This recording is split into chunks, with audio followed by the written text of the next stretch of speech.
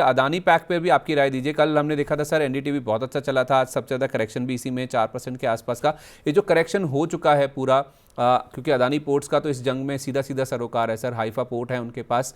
तो ये जो अदानी ग्रुप की कंपनीज हैं हाई बीटा नेचर की हैं, तो अगर किसी को पोर्टफोलियो बनाना है सर, आप कह रहे हैं कि 25-30% पैसा लगाएं, तो उसमें अदानी ग्रुप का कितना हिस्सा हो सकता है और कितना पैसा वहां लगा सकते हैं, और कौन से स्टॉक्स आपको पसंद हैं? देखिए, अडानी पोर्ट्स हमको अच्छा लगता है क्योंकि इंफ्रा में पोर्ट्स एक वेल एस्टेब्लिश्ड इम्पोर्टेंस रखता है। तो हम्म। अडानी पोर्ट्स में तो रिकॉर्ड वॉल्यूम इस बार हो चुका है। उन्होंने कहा है कि इस बार उनके पोर्ट पे रिकॉर्ड वॉल्यूम हो चुका है। तो कहीं ना कहीं देखिए, आपका अगर नजरिया थोड़ा लंबा है तो अडानी पावर भी एक अच्छा विकल्प हो सकता है। अडानी टोटल गैस आप देख सकते हो।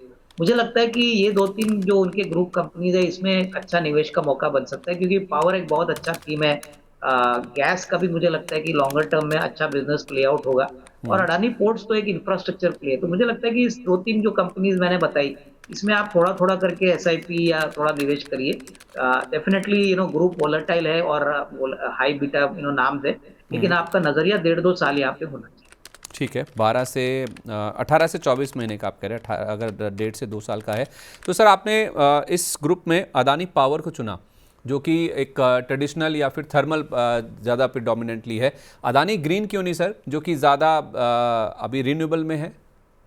नहीं नहीं, देखिए कंपनी तो अच्छी है, लेकिन अगर वैल्यूएशन की बात करें तो सस्ता स्टॉक नहीं है। और मुझे लगता है कि देखिए, क्लियरली सोलर में अभी ऐसे भी रिपोर्ट्स आ रहे हैं कि थोड़ी सी ओवर कैपेसिटी हो रही है। हालांकि देखिए, Adani green is well positioned, उसमें कोई डाउट नहीं है। हम्म। लेकिन जिस प्रकार से अभी कैपेसिटी बिल्टअप हो रही है, मुझे लगता है हम्म। कि कहीं ना कहीं मार्केट को थोड़ा सा एक डाउट है कि मार्जिन में कोई प्रेशर आ सकता है। क्योंकि अगर आप सोलर सेल्स की भी बात करें तो बहुत सारे प्लेयर्स अभी सोलर सेल्स बनाएंगे, वेफर्स बनाएंगे। तो मुझे लगता है कि यहाँ पे थोड़ा सा वेट एंड वॉच करना चाहिए। ऐसा नहीं कि ग्रो नहीं होगा, लेकिन अडानी पोर्ट्स, अडानी पावर जैसे स्टॉक्स को एक कंप्लीट बड़ा रनवे मिलने वाला है। अगर इंडिया ग्रो करता है, और पावर की तो डिमांड अभी बहुत ज्यादा बढ़ने वाली है अगले 3-5 साल के लिए, तो उस पॉइंट ऑफ व्यू से I think relatively Adani port और अडानी पावर लुक बेटर। तो ऐसा नहीं कि हम्म। अडानी ग्रिड में अच्छा इन्वेस्टमेंट चॉइस नहीं है। जिनको यहाँ पे पोजीशन लेनी है वो ले सकते हैं। But priority wise Adani ports, Adani power मुझे लगता है सबसे अच्छे लग रहे हैं। मतलब ज़्यादा अपसाइड की गुंजाइश आप कह रहे हैं कि अदानी ग्रीन के मुकाबले अदानी पोर्ट्स और अदानी पावर में दिखती है, उनके वैल्यूएशन भी ठीक ठाक है as compared to Adani Green. हाँ, वैल्यूएशंस तो ठीक ठाक है। देखिए, वैल्यूएशंस तो अडानी कंपनीज के ऑलरेडी फेयर टू एक्सपेंसिव होते हैं। हम्म। लेकिन ग्रोथ रनवे मुझे लगता है अगले 2-3 साल की अगर हम बात करें तो पावर और पोर्ट्स, ये दो ऐसे एरियाज है जहाँ पे मैक्सिमम ग्रोथ आपको देखने को मिल सकता है। हम्म। ठीक है, तो इन पर आप ज़्यादा फोकस कीजिए। यहाँ पर ज़्यादा अपसाइड भी आएगी और ज़्यादा फ़ायदा भी आपको इन्हीं स्टॉक्स में अगर आप पैसा लगाएंगे तो वो देखने को मिल सकता है। इसके अलावा अगर आप कुछ और स्टॉक्स की बात करें सर, एक मुझे रिलायंस पे भी आपसे राय चाहिए थी। रिलायंस में क्या है ना सर, आज बाजार गिरा तो ये भी 1.5% के आसपास नीचे आ गया, वापस 1350 के आसपास का लेवल इसमें देखने को मिल रहा है।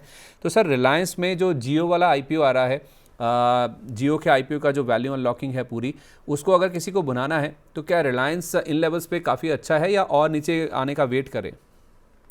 नहीं, मुझे लगता है कि देखिए यहाँ पे भी आपको एक ग्रेजुअल एसआईपी अप्रोच करना है, क्योंकि रिलायंस जैसे शेयर को नीचे लाना कोई इजी बात नहीं है। काफी बड़ा लार्ज कैप स्टॉक है। तो मैं कहूंगा कि देखिए, आपको लंबी अवधि के लिए अगर पैसा लगाना है तो 25% अभी लगाइए, उसके बाद थोड़ा सा रुकिए। क्योंकि रिलायंस में मूव ज्यादातर इतनी आसानी से नीचे नहीं आती। और वह मैं वही कहूंगा कि अगर आपको पूरा बेनिफिट चाहिए तो आपको एसआईपी अप्रोच से स्लोली स्लोली स्टॉक को एक्यूमुलेट करना है। क्योंकि देखिए, अभी तो जियो का आईपीओ के लिए मर्चेंट बैंकर्स नियुक्त हो रहे हैं। उसके बाद वो प्रोस्पेक्टस फाइल करेंगे, और जब ये फाइनल अनाउंसमेंट आएगी तभी आपको एक अच्छा पॉजिटिव रुझान रिलायंस में जरूर देखने को मिलेगा। क्योंकि रिलायंस मेन शेयर होल्डर है, वैल्यू अनलॉकिंग होती है तो पहला बेनिफिट तो होल्डिंग कंपनी को मिलना चाहिए। तो उस पॉइंट ऑफ व्यू से ग्रेजुअली बाय करिए। एग्जैक्टली कहना कि 10% नीचे या 15% नीचे खरीदना, ये थोड़ा सा डिफिकल्ट वाला क्वेश्चन है। ये कोई भी बता नहीं सकता है। ठीक है, तो 25% पैसा अभी लगाइए और बाकी धीरे धीरे आप निवेश कीजिए। सर जाने से पहले कोई ऐसे स्टॉक्स जो कि आपको बहुत अच्छे लग रहे हैं, बहुत अट्रैक्टिव लग रहे हैं अभी, या तो फिर थोड़ा नीचे मिलें तो उनको वॉच लिस्ट में रखें, उन पर ध्यान रखें, जो कि काफ़ी अच्छे पोर्टफोलियो स्टॉक साबित हो सकते हैं? देखिए, मेरे हिसाब से महिंद्रा एंड महिंद्रा तो मैंने आपको बताया, लेकिन एक ऑटो कंपोनेंट स्टॉक है जो हमको बहुत पसंद है। ये है इंडिया निप्पॉन इलेक्ट्रिकल्स। ये बेसिकली साउथ बेस्ड कंपनी है, और इस साल कम से कम 45 रुपए की अर्निंग आएगी। ऑलमोस्ट 1100 रुपए से ये स्टॉक अभी कुछ 670 675 चल रहा है। तो मेरे ख्याल से देखिए जो वैल्यू इन्वेस्टर्स है उनको ये स्टॉक जरूर देखना चाहिए, क्योंकि मुझे लगता है कि 11 करोड़ की छोटी इक्विटी है, यहाँ पे कम से कम 3 फैसिलिटीज है, और सारे टू व्हीलर कंपनीज को और पैसेंजर कंपनीज को ये इलेक्ट्रिकल इक्विपमेंट सप्लाई करते हैं। अभी इलेक्ट्रॉनिक्स जिस प्रकार से गाड़ियों में बढ़ रहा है, प्लस अभी जो ईवीज आ रहे हैं, यहाँ पे कंपनी का फोकस है। तो मुझे लगता है कि ये एक अच्छा स्ट्रॉन्ग वैल्यू कंटेंटर होगा। थोड़ा थोड़ा खरीद लीजिए, लेकिन अच्छा रिस्क रिवॉर्ड बन सकता है। तो महिंद्रा और इंडिया निप्पॉन, ये दो स्टॉक्स ऐसे गिरते हुए बाजार में आपको आपके पोर्टफोलियो में जरूर ऐड करना चाहिए। ठीक है, एम और इंडिया निपॉन इलेक्ट्रिकल्स, ये दो स्टॉक्स हैं जो आप अपने पोर्टफोलियो में ज़रूर ऐड कीजिए गिरते बाजार में। बहुत शुक्रिया अविनाश सर, अपना कीमती समय हमारे साथ शेयर करने के लिए। बहुत अच्छा लगता है, बहुत सीखने को मिलता है सर जब भी आप हमारे साथ जुड़ते हैं। जिन भी स्टॉक्स को लेकर बातचीत हुई, चर्चा हुई है सर, उनमें कोई डिस्क्लेमर? नहीं, जो भी स्टॉक्स हमने आपको शो के टाइम बताए, हो सकता है हमारे क्लाइंटों को भी हमने वही स्टॉक्स बताए। पर्सनली मेरी कोई पोजीशन इन स्टॉक्स में नहीं। चलिए, बहुत शुक्रिया आपका sir, thank you so much and wish you a very good day sir. चलिए, अब हमारे साथ एक और खास मेहमान जुड़ रहे हैं। हमारे साथ BNK सिक्योरिटीज़ के हेड ऑफ रिसर्च रचित खंडेलवाल जी कार्यक्रम में शामिल हो चुके हैं। बहुत स्वागत है सर आपका। आज तक आप जुड़ते थे ना तो स्माइल के साथ जुड़ते थे, अब तो बड़ा सर, एक बड़ा पूरे दांत दिखाते हुए खुशी के साथ लौट रहे हैं सर। आपके चर्चे बहुत हैं सर, ये जब जब बाजार में गिरावट बढ़ती है ना, चर्चे आपके बढ़ जाते हैं। बहुत स्वागत है सर आपका, गुड मॉर्निंग। संदीप सर, आपको गुड मॉर्निंग। मनी नाइन के सारे दर्शकों को good morning, and as always thank you for having me here. And not to forget, आज के मार्केट को देख के एक ही चीज समझ में आ रही है, हनुमान जयंती है। अगर हनुमान जी थोड़ा सा सपोर्ट दे दे तो मार्केट बच जाएगा, वरना ये मार्केट अब रुकता हुआ तो नहीं दिख रहा। तो सर आपका फेवरेट टॉपिक, ट्रम्प साहब एक्टिव हो गए, आज सुबह 6:30 बजे बोले थे और बिल्कुल सर ऐसा बोले हैं कि सबकी बोलती बंद करा दी है। कल तक जैसी उम्मीद थी, बाजार होपफुल था कि सीज फायर हो जाएगा, जंग रुक जाएगी, जैसा उन्होंने भी कहा था कि 2-3 हफ्ते में अपने ट्रूप्स को वापस बुला लेंगे, लेकिन स्थिति बदल गई सर, पलट गए एज एक्सपेक्टेड। संदीप सर, कल ना मैं सुबह के शो में जुड़ा था, मार्केट हाइस पे थे, और as always I being myself, मैंने एक ही चीज कही कि ये मार्केट अभी बाइंग अपॉर्चुनिटी ढूंढने का नहीं है। ये मार्केट सेल ऑन राइज का मार्केट है, आज अच्छी अपॉर्चुनिटी मिल रही है, निकल जाए। एज ऑलवेज कुछ बुल्स थे जिन्होंने मुझे ट्रोल भी किया, और ऐसे कमेंट्स भी आए कि ये कैसा आदमी है, निफ्टी 35,000 के पहले रुकेगा नहीं। सर मैं सारे बुल्स को एक चीज, निफ्टी हाँ 35,000? ये, हाँ निफ्टी 35,000। सर मैं उन सारे बुल्स को जो अभी भी इस मार्केट में बुल्स हैं, मैं जी। उनकी पूरी इज्जत करता हूँ। By nature, by inherit nature I am also a bull. आप 35,000 की बात कर रहे हैं, मैं 50,000 की बात करूंगा, निफ्टी 50,000 भी जाएगा, वहां भी नहीं रुकेगा। मगर हमें देखना तो ये होगा ना कि रिवर्सल कहाँ से आएगा। अभी समझने वाली बात यह है कि रिवर्सल के कोई साइंस नहीं है। अब सर बात कर लेते हैं, मतलब आपने क्योंकि ट्रम्प साहब का नाम ले ही लिया, आज सुबह जब हम तैयार हो रहे थे और हनुमान जी की पूजा कर रहे थे, उसके बाद हाथ के हाथ हम ट्रम्प साहब के पास पहुंच गए। बहुत ही इंपॉर्टेंट बात कही है उन्होंने, और क्योंकि मेरे को बहुत शौक है sir to read between the lines, ये चीज मैं थोड़ा सा एलैबोरेट करना चाहूंगा। उन्होंने फाइनली बोल दिया कि स्ट्रेट ऑफ हॉर्मुज खुलेगा जब वॉर खत्म हो जाएगा। अभी तक वो ये बोल रहे थे स्ट्रेट ऑफ हॉर्मुज हम खुलवा देंगे, and it will open up naturally, naturally word use naturally. किया था उन्होंने। हाँ, और उसके पहले, उसके कुछ टाइम पहले उन्होंने कहा था कि ईरान कौन होता है स्ट्रेट ऑफ हॉर्मुज बंद करने वाला, हमारी शिप्स तो पास करेगी। तो अब ये जिस तरीके से डिटोरिएशन आ रहा है, ये सिग्निफाई कर रहा है कि वो इस पूरी दुनिया को जिस कष्ट में डाल के पहले खुद निकलने की कोशिश कर रहे थे, अब उनको समझ में आ गया कि वो खुद नहीं निकल पा रहे हैं, तो वो और बड़े झंझट क्रिएट करने की कोशिश कर रहे हैं। इसमें sir read between the lines में एक और चीज मैं आपको कहूंगा, आई वेरी क्लोजली मॉनिटर्ड, करीबन 21 मिनट या 25 मिनट ऐसी कुछ स्पीच थी, एक एक वर्ड मैं बहुत ध्यान से सुन रहा था, और मैं एक चीज सुनना चाहता था कि ग्राउंड ट्रूप्स के ऊपर, जो उनके मरीन ट्रूप्स हैं, उनके ऊपर उनका क्या स्टेटमेंट आता है कि वो भेज रहे हैं कि नहीं भेज रहे हैं, और उनकी तरफ से कोई स्टेटमेंट नहीं आया इस बात को लेकर।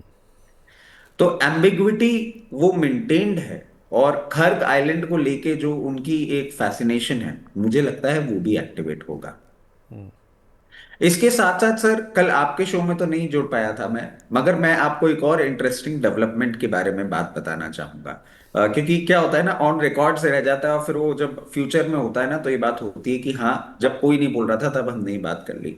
सर, इसी हफ्ते के स्टार्टिंग में एक बहुत इंटरेस्टिंग डेवलपमेंट हुआ है, और उसको आप ऐसे समझिएगा कि आज से 4 या 4+ साल पहले रशिया यूक्रेन का जो वॉर हो रहा था, उस वॉर में यूक्रेन को सपोर्ट कर रहे थे नेटो नेशंस।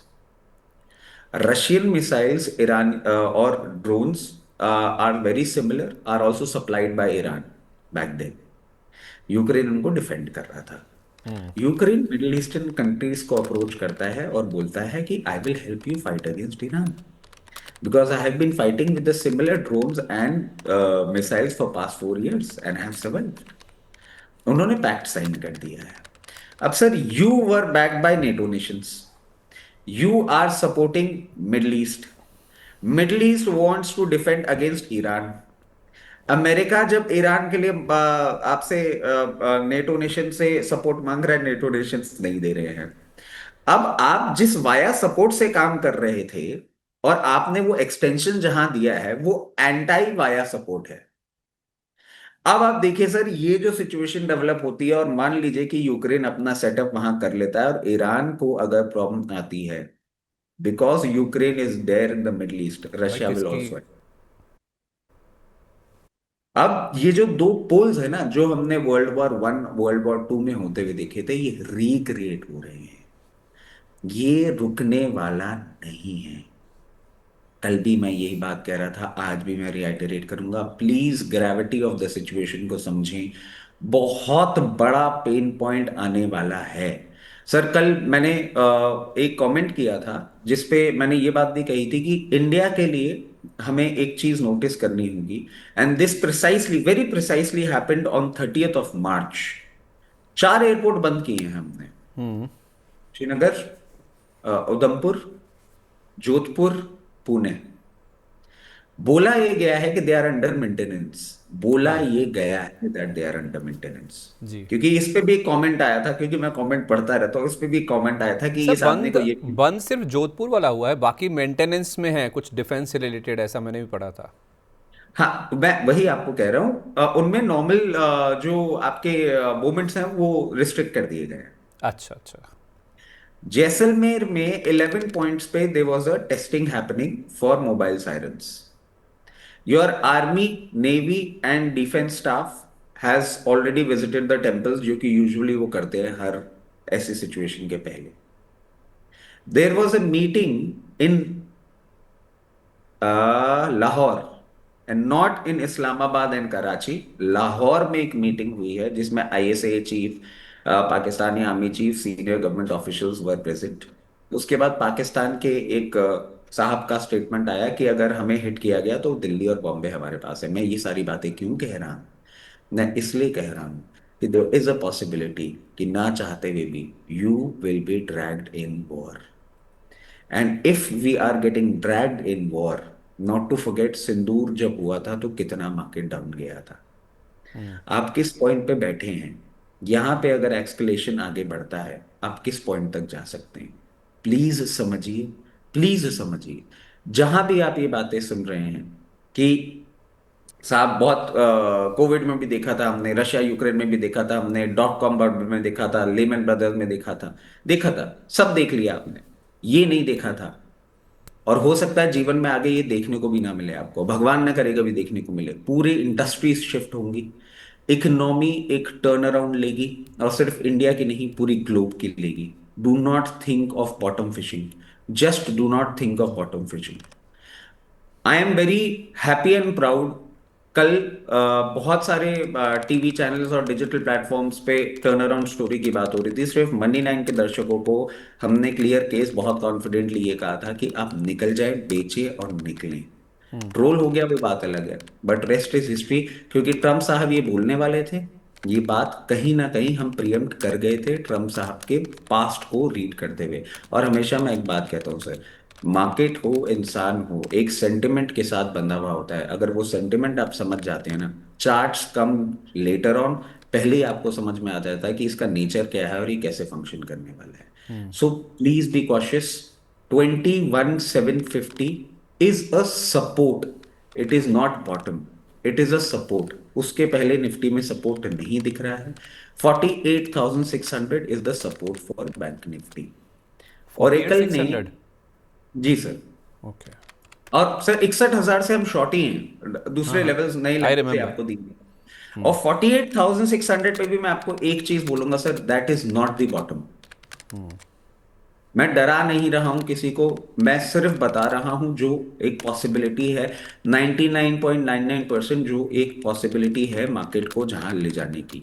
ऑरेकल ने सर कल जिस तरीके से ले ऑफ किया, there are two sides to look at the coin. लोग बोल रहे थे कि एआई इंटीग्रेशन में जा रहे इसलिए फायरिंग करी है। मैं एक सिंपल चीज कह रहा हूं, एआई इंटीग्रेशन अगर इतना इजी होता है इन कंपनीज को करने के लिए, we would have not be lagging behind. They can feel the heat, they are doing it. IT भी अभी और पेन पॉइंट पे जाएगा। जब 37,000 पे हमने बोला था आईटी में प्रॉब्लम थी, तब भी ट्रोल हुए थे। अभी भी बोलूंगा आईटी में फर्दर डाउन साइड है। There is no support in IT index right now. Please stay away from IT and please don't buy. मतलब इतनी गिरावट होने के बाद भी मौजूदा स्तर से भी और गिरावट है आईटी में, आप कह रहे हैं? सर मैं पूरी इकोनॉमी के लिए कह रहा हूं। और मैं क्यों कह रहा हूं सर आपको, अब इसके लिए 30 सेकेंड और ले लेता हूं सर। एक बेसिक बेसिक कंसेप्ट समझ लीजिएगा। इसमें ना सर, या इसमें ना, सॉरी, इसमें ना आप डिफेंस भी जोड़ दीजिएगा। जब आप पूरी इकोनॉमी की बात कर रहे हैं, जब हम वॉर में एंटर कर रहे हैं या फिर ऐसी आशंकाएं हैं, तो फिर सर डिफेंस में क्या करना चाहिए उसको भी थोड़ा एक्सप्लेन कर दीजिएगा। सर डिफेंस का भी मैं आपको एक बहुत इंटरेस्टिंग, क्योंकि मैंने वो भी एक रीड किया था, वो भी मैं आपसे शेयर करूंगा, बहुत इंटरेस्टिंग पॉइंट है। और सर मैं एक बार पहले वो बात कर लेता हूँ इकोनॉमी प्लीज। की। ये बेसिक चीज है। To run any system, to run any system we need energy. To run our body, we need food. To run factories, we need electricity, we need LPG, we need at times coal, we need crude. अब आ जाते हैं आपकी body से, start करते हैं।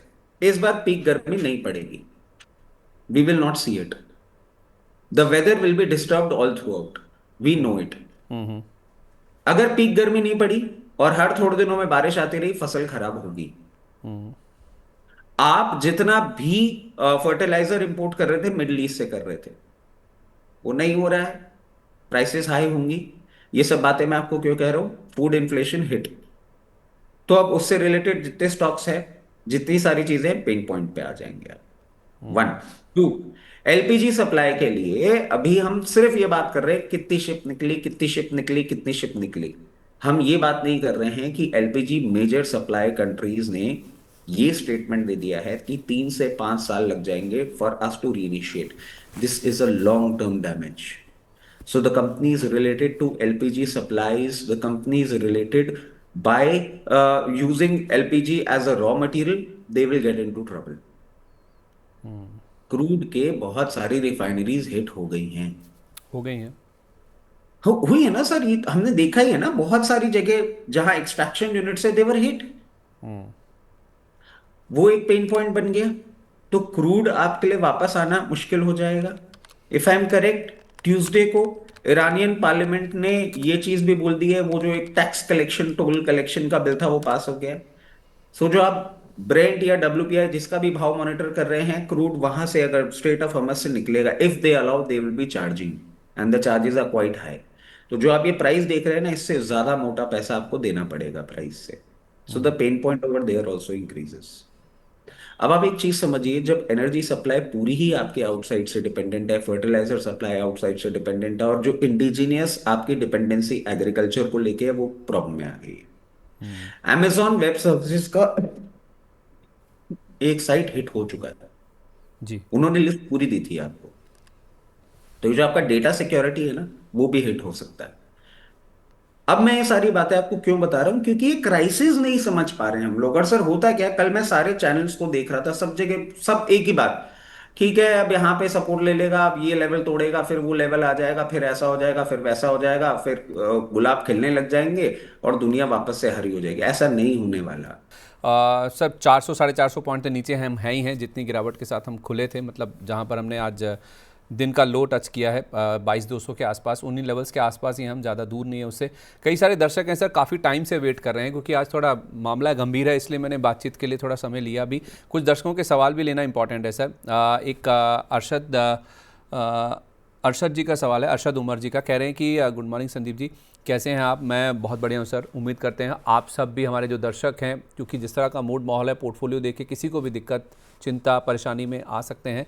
तो ये बुरा दौर है, निकल जाएगा, भले ही टाइम लगेगा, ठीक है, लेकिन आप घबराइए मत, चिंता मत कीजिए। मैं उम्मीद करता हूँ आप भी अच्छे होंगे, सारे जितने भी लोग हैं, जितने भी दर्शक हैं हमारे। ये सर कह रहे हैं कि एक तो इनको हैंग सेंग 20 के बारे में जानना है, HNG 20 इन्होंने लिखा है 225। तो अगर आप सर उसको ट्रैक करते हो, ज़रा उसके बारे में बता दीजिए क्या क्या करना चाहिए। इनके पास कह रहे हैं कि 520 रुपये के रेट पर कह रहे हैं कि मेरे पास शेयर्स पड़े हैं इसके। अभी इसका प्राइस मैं अभी थोड़ी देर पहले देख रहा था, HNG इन्होंने 20 ले रखा है, दैट मीन्स 471 रुपये पर है sir. Nippon India ETF Hang Seng 20 है सर एक। तो ये कह रहे हैं कि मेरे पास 520 रुपये के रखे हुए हैं, 225 शेयर हैं। एक तो इनको ये जानना है, फिर दूसरा इनको सर HDFC AMC और नवीन फ्लोरिन भी जानना है। पहले ज़रा इसको एड्रेस कर दीजिए सर। एक चीज मैं आपको बोल देता हूँ और ये बहुत इंपॉर्टेंट है कि सब लोग इस चीज को समझें। लोगों को ये लगने लग गया है कि मैं एक मंदड़िया हूँ। सर, ऑपरेशन सिंदूर में भी हम आपके साथ कनेक्टेड थे और कैसे बोलते थे कि अभी खरीदिए खरीदिए, मार्केट ऊपर जाएगा। मैं मंदड़िया नहीं हूँ, मैं एक तेजड़िया हूँ। I am a born bull, by nature, by work, by everything. Only problem is कि हम इतना पढ़ते हैं, हम इतनी चीजें अक्यूमुलेट करके चलते हैं, इसीलिए हमने हायर लेवल्स पे 26,000 पे भी आपको बेचने के लिए बोला, अभी भी आपको कॉशियस अप्रोच बनाने के लिए बोल रही है। प्लीज मत सोचिए कि मैं बंदड़िया हूं, मैं नहीं हूं, वो टैग मत लगाइए। बट हाँ, एक तेजी में बैठना, तेजी, और मेरा पोर्टफोलियो भी है। मैंने, क्योंकि अब ये ना सर चैनल्स पे ये सब बातें भी होने लग गई कि ये तो सब बेच के चला गया होगा, नहीं। क्योंकि मैं बुल हूं, इसलिए मैं लोअर लेवल पे बाइंग करूंगा। मैंने अपना पोर्टफोलियो खाली नहीं किया, ये डिस्क्लेमर मैं आपको दे देता हूं। And I can actually show it, अगर लोगों को लगे ना कि भाई ये ऐसी बातें कर रहा है। मेरा पोर्टफोलियो भी बहुत ब्लीड कर रहा है, बट मैं एग्रेसिव बाइंग नहीं कर रहा हूं। हायर लेवल्स पे भी नहीं करी थी, अभी भी नहीं कर रहा हूं। लोअर लेवल पे देखेंगे कहाँ करना है, और जब मैं करना चालू करूंगा तब मैं आपके चैनल के माध्यम से सबको आके बोलूंगा कि I have started off buying, please start buying. ठीक है, अब आ जाते फेयर हैं इनफ। हैंगसेंग बीस पे। जिस तरीके से ये चल रहा है, अभी कोई सपोर्ट नहीं दिख रहा है सर मेरे को। मैं बहुत ज्यादा खराब नहीं साउंड करना चाहूंगा, बट एक बहुत ब्लीक सपोर्ट है 448 लेवल्स पे। अगर वहां पे सस्टेन करता है, अगर, तो आपको एक बाउंस बैक मूव देखने को मिलेगा 496 का। अगर वो पॉइंट ब्रीच करता है तो एक बहुत ही खराब लेवल आपको देखने को मिल सकता है, जो कि निकल के आता है 324। प्लीज ठीक है। हायर लेवल पे एग्जिट की कोशिश करिएगा, क्योंकि इट्स अ इंडेक्स, इंडेक्स का बीज है, और मार्केट अगर करेक्ट करेगा ना तो सब जाएगा। थोड़ा संभल के रहिएगा सर। उसके बाद इनके पास कौन सा है, HDFC। HDFC AMC है सर, 25 शेयर 2485 के रेट पर, 2485 पर 25 शेयर हैं। देखिए, AMC स्टॉक्स में अभी पेन नहीं खत्म होने वाला है, और हम कंटिन्यूसली बोल रहे हैं बैंकिंग, फाइनेंस, ब्रोकिंग सब प्रॉब्लम में आएंगे। HDFC AMC, क्योंकि आपके पास क्वांटिटी लो है, इसलिए मुझे एक सेंस ऑफ डिस्कंफर्ट नहीं हो रहा है। इसमें मैं आपको ये चीज बोलूंगा, कहीं भी आपको ये 1780 से 1824 के रेंज में दिखे, प्लीज नोट डाउन कर लीजिएगा। वहां पे सिर्फ 25 शेयर और खरीदिएगा और वेट करिएगा। जब मार्केट में रिवाइवल आएगा, ये स्पेस आपको अच्छा परफॉर्म करता हुआ दिखेगा।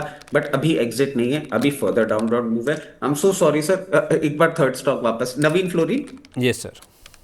इसमें सर नवीन 1700, फ्लोरिन 1780 से क्या था लेवल, सॉरी रेंज? सिर्फ 1780 से 1820। 1820, ठीक है, perfect sir. Naveen fluorine please. देखिए, नवीन फ्लोरिन में अब आपको प्रॉब्लम आती हुई दिखेगी। तो इसका सीजन आ रहा है, ये रेफ्रिजरेशन गैसेस और इन सब चीजों की बातें करते हैं, बट डेरिवेटिव कहाँ से है गैसेस का? या तो वो आपके उसमें आता है, क्रूड में से आता है, या और गैसेस में से आता है। ये पूरा सप्लाई प्रॉब्लम है नवीन फ्लोरिन। बट जब तक आपका 5544 के ऊपर मेंटेन कर रहा है, बाउंस बैक मूव दे सकता है। मैं बहुत ज्यादा बुलिश नहीं हो रहा हूं। 6340 जैसे कल आपने ट्रेडिंग सेशन देखा, हो सकता है आने वाले टाइम में भी आपको देखने को मिले 6340 लेवल्स पे आए। चाहे तो एक बार एग्जिट करिएगा। ठीक है, ओके, परफेक्ट है। इसके अलावा ना सर, संजीव कुमार जी का भी सवाल है, कह रहे हैं कि मेरे पास आईओसी है 128 रुपये के रेट पर, मैं लॉन्ग टर्म के लिए यहाँ पर उतरा हूँ और मेरा टारगेट है करीब 240 रुपये का। अंशुल जी से इनकी जैसे बात हुई है, ये कह रहे हैं कि recently I saw a report from Goldman सैक्स गिविंग टारगेट ऑफ 72 रुपीज़, 72 रुपये का टारगेट दे दिया सर गोल्डमैन सैक्स ने। इन्होंने रिपोर्ट पढ़ी है आईओसी पर, कह रहे हैं कि क्या करना चाहिए सर। इन्होंने 128 पे लिए थे, 240 के लिए अब बात आने लगी है 72 रुपये की। देखिए, पहले तो मैं एक चीज की रिक्वेस्ट करूंगा, मतलब अगर इन्होंने नाम लिखा है अंशुल जी का, और बहुत बहुत स्ट्रॉन्ग टेक्निकल एनालिसिस है उनका, तो उस पे मैं कभी चैलेंज नहीं करूंगा। और मेरी हिम्मत भी नहीं है, मतलब अंबाला मैम हो गए, प्रदीप भाई हो गए, अंशुल जी हो गए, इन लोग का एनालिसिस मेरे से फार सुपीरियर है when it comes to technical. मैं सिर्फ आपसे फंडामेंटल की बात कर लेता हूँ। फंडामेंटल में अगर आप ये चीज समझ लें कि क्रूड ऑयल को I am not expecting settling any way below $148। 148 से 165-64 की रेंज में आपको क्रूड ऑयल होता हुआ दिख सकता है, तो आप खुद समझिए पेन पॉइंट इस पर्टिकुलर कंपनी में कितना बड़ा आपको देखने को मिल सकता है। 72 तो बहुत ही एग्रेसिव टारगेट हो गया, बट हाँ, मैं समझता हूँ आईओसी आपको 92 से 96 की रेंज में देखने को मिल सकता है। अब आप लॉन्ग टर्म इन्वेस्टर हैं, तो मैं आपको ये कहूंगा कि आप उन लेवल्स पे बाइंग की बात करिएगा, क्योंकि आपने टारगेट भी बहुत हाई और अच्छे ले रखे हैं। अगर आप एक्सपेक्ट कर रहे हैं, क्योंकि if you had this thing in your mind, there was a reason behind it.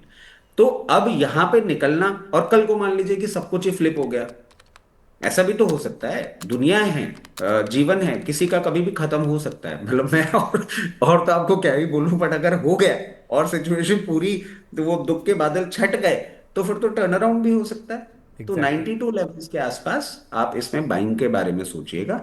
अभी बने रहिए, आपने लॉन्ग टर्म इन्वेस्टमेंट की बात करी, तो बहुत ज्यादा प्रॉब्लम नहीं है। तो क्या कोई स्टॉप लॉस देंगे सर इनको? सर मेरे हिसाब से तो इसका स्टॉप लॉस थोड़ा सा ऊपर था, जो ये ऑलरेडी ब्रीच कर चुका है 144। हम कंटिन्यूसली आपके चैनल के माध्यम से ये कह रहे थे 144 के नीचे इंडियन ऑयल बहुत ज्यादा बड़ी प्रॉब्लम में आएगा, जो कि आता हुआ दिख रहा है। हम स्टॉप लॉस से तो ऑलरेडी नीचे चल रहे हैं। ठीक है, ओके। दीपक कुमार जी कह रहे हैं कि आपके व्यूज़ दीजिए सर। एक तो कैप्टन पाइप पर 5000 शेयर हैं 20 रुपये पर, अगर आप सर इस स्टॉक को ट्रैक करते हो। दूसरा, इनके पास ऊनो मिंडा है 120 हैं 579 के प्राइस पर, और हुडको हैं इनके पास 320 शेयर हैं 216 रुपये के रेट पर, और अशोका बिल्डकॉन 525 शेयर हैं 142 रुपये के प्राइस पर। सर एक सेकंड, मैं बार बार आपसे पूछता रहूंगा, इसलिए सारे पहले। पहले आप कैप्टन पाइप देख लीजिए सर, 5000 शेयर हैं इनके पास 20 रुपये के प्राइस पर। देखिए, कैप्टन पाइप है आपके पास, और कैप्टन पाइप हम पहले भी डिस्कस कर चुके हैं कि इन लेवल्स पे भी खराब लगता है। हाई लेवल्स पे भी आई बिलीव इनका सवाल आया था हमारे पास, और हमने क्लियर केस कहा था 10-10.5 रुपए का भाव मिले तो निकल जाइए। अभी भी मैं वही कहूंगा, there is no good in the company, और ये पूरा का पूरा स्ट्रक्चर प्रॉब्लम में है। वापस एक ही चीज बोलूंगा, आपका भाव तो बहुत नेक्स्ट टू इम्पॉसिबल लगता है, मुझे नहीं आता हुआ दिखता। आपको किसी भी बाउंस बैक में 10 रुपए, 10 रुपए 80 पैसे की रेंज में दिखे, प्लीज पैसा फ्री कर लीजिएगा। ऊनो मिंडा की आपकी बाइंग प्राइस बहुत अच्छी है, ऊनो मिंडा बहुत अच्छा काउंटर है। ऊनो मिंडा में भी आपको पेन पॉइंट देखने को मिलेगा, ऐसी बात नहीं है ऊनो मिंडा नीचे नहीं जाएगा। ऊनो मिंडा नीचे जाएगा, बट मैं समझता हूँ 880 से 920 रुपए के लेवल के आसपास जाके ये सस्टेन करेगा। आपकी बाइंग प्राइस से तो बहुत ऊपर है, तब भी आपको कुछ नहीं करना है, ऊनो मिंडा में बने रहिए। जब मार्केट रिकवर करेगा, इसकी हिस्ट्री आप देखिएगा, ये 1500 रुपये भी जाएगा और उसके बाद 2000 रुपये भी जाएगा, कोई प्रॉब्लम नहीं, आराम से बने रहे। अशोका बिल्डकॉन कंपनी में प्रॉब्लम है, अर्निंग्स अदर इनकम से सपोर्ट हो रही है, और कॉस्ट ऑफ बोरिंग बहुत हाई है। पॉजिटिव्स मुझे नहीं दिख पा रहे हैं, रिजल्ट्स भी अच्छे नहीं आ रहे हैं। अशोका बिल्डकॉन में भी एक ही चीज कहूंगा, जहां भी हाई लेवल पे किसी भी डेड कैट बाउंस में 128, 124, 130 जहां रेट दिखे, प्लीज एग्जिट करिएगा। इसके साथ बात कर लेते हैं हुडको। The company is very good, but the entire structure is in problem. अभी आप देखें, ये पूरा का पूरा जो पैक है वो प्रॉब्लम में है, इसलिए बहुत ज्यादा उम्मीदें नहीं करनी चाहिए। अगर लॉन्ग टर्म इन्वेस्टर है तो कुछ मत करिए। नीचे जहां एवरेज करना होगा आपको बता दिया जाएगा, अभी एवरेज का लेवल भी नहीं, अभी फर्दर डाउन साइड आता हुआ दिख रहा है। अगर आपने आज ट्रेडिंग बेट लिया था, तो कहीं भी आपको 174 से 180 की रेट दिखे, लॉस बुक करिए और निकल जाइएगा। ठीक है, एक बार सर मुझे याद है, अशोका बिल्डकॉन से याद है, शायद आपने दिलीप बिल्डकॉन एक बार रिकमेंड किया था।